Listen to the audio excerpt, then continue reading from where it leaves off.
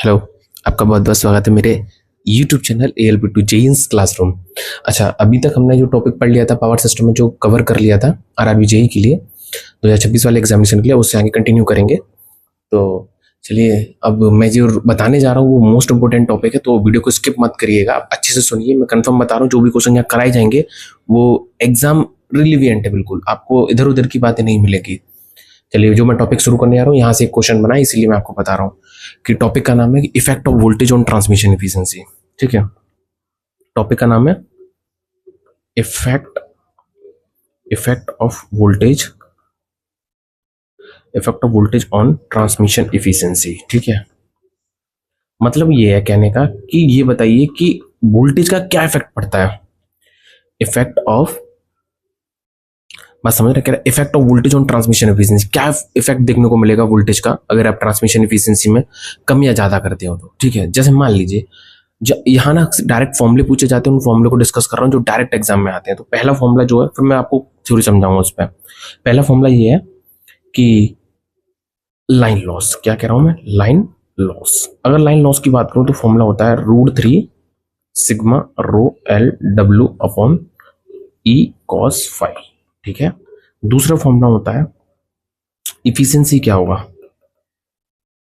Efficiency? Equals to formula होता है 1 minus √3 rho नहीं sigma rho L W upon E cos phi. ये बात याद रखिएगा, मैं आपको पहले फॉर्मूला रिवाइज कर लिखाऊंगा, याद कराऊंगा, उस पर बताऊंगा थ्योरी बनती कैसे है कि वोल्टेज ड्रॉप पर लाइन फर्स्ट फॉर्मूला होता है सिग्मा रो एल।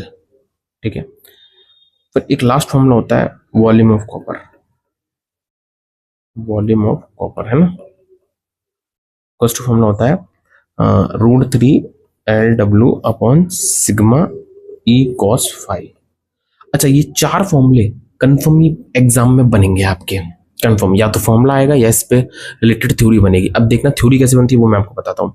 अच्छा, यहाँ पर क्या चीज क्या है वो मैं बता दूँ। अच्छा, दिखने में अगर कोई प्रॉब्लम हो तो टेंशन ना करिएगा, आप कमेंट सेक्शन में बोल दोगे ना आपको नोट्स चाहिए, आपको नोट्स मिल जाएंगे हैंड रिटन मेरे, आप आराम से नोट कर सकते हो, लेकिन समझने का पूरा प्रयास करना।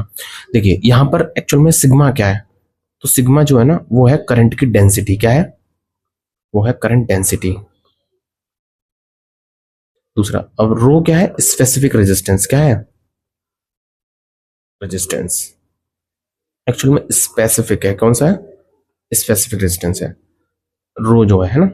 और एल तो आप जानती हो ये लेंथ है किसकी? लाइन की। और डब्ल्यू आप जानती हो पावर ट्रांसमिटेड।